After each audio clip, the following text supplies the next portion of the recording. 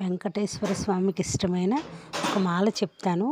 ఆ మాల అనేది మనం ఇంట్లోని పూజా మందిరంలోని వేయచ్చు, లేకపోతే గుడికి కూడా ఇవ్వచ్చు అనమాట. ఇది చాలా చాలా ఇష్టమైన మాల అనమాట వెంకటేశ్వర స్వామికి. కొంచెం వాటర్లోని పసుపు వేసి యాలకులనేవి ఒక నిమిషం వేసి వెంటనే తీసేయాలి, ఎందుకంటే యాలకులు అనేవి ముద్దయిపోతాయి. ఒక పసుపు దారం కానీ వైట్ దారం కానీ, వైట్ దారానికి అయితే పసుపు రాసుకొని మనం మాల అనేది గుచ్చుకోవాలి.